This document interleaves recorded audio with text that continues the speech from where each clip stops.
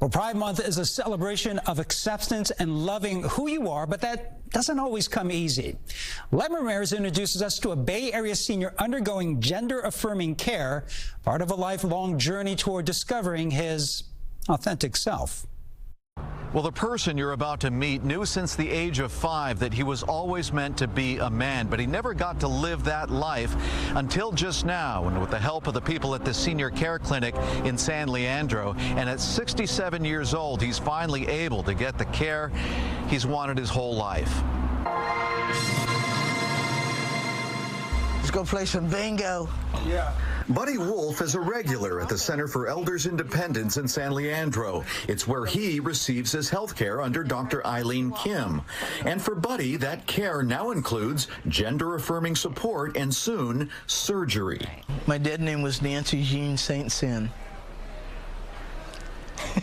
I do not look like that, never did. Buddy, who has cataracts and is legally blind, says he knew since he was 5 years old when he told a department store Santa that he wanted to be a cowboy, that he was always meant to be a man.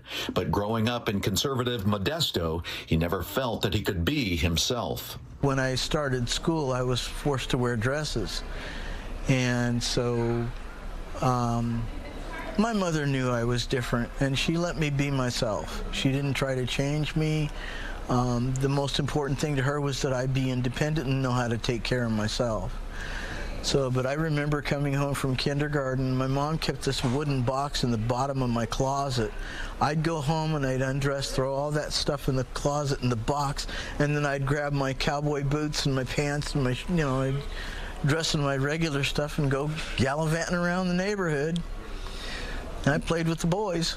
He says he felt like an imposter for most of his life and battled depression. He was even married for a short time in his early 20s, a sort of marriage of convenience for both partners. We decided that we would get married just to please our relatives. We were really good friends, so that helped us along. Did he know? Oh, yes. Yeah. So just for those that are curious, the marriage was never consummated. But it took decades to talk openly about his identity with his late mother, and the breakthrough came one night when they were both washing dishes. She says, "Okay, you're transgender," and I said, "Yeah, I found that out the other day," and she was so worried, and I still remember the look of relief on her face, and we were so glad just to have a name for it. We didn't know what to call it because there was no name for it.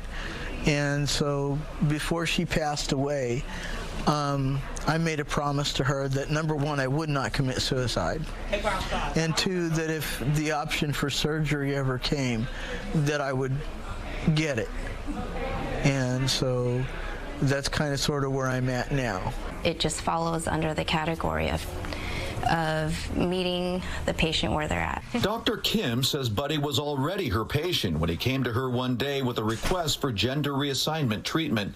It was the first of its kind at the center, and certainly not the last. It's only now that people are finding out, okay, I can get this done, or this is available to me, or I'm just ready now.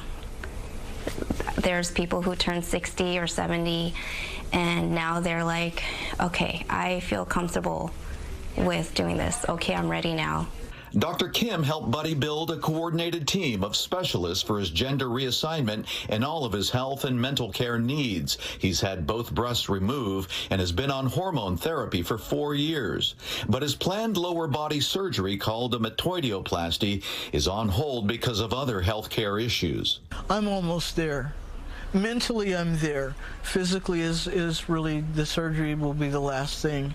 And even if my body does things that, I can't get the surgery, then I'm satisfied with what I've got. I finally at least have what I've always longed for, and that was at least to pass to look like who I am. Although Buddy lives alone, he has a girlfriend and is in a long-term relationship. See you next time. He said he always wanted to be a cowboy, but Buddy became a real-life pioneer instead. A pioneer for older trans people to take action and go after what they need to feel like the whole and healthy person they want to be. And you can find more stories like this all month long on the special Pride section on KPIX.com. And be sure to watch our Pride special, Hope, Love, Pride. It airs at 10 a.m.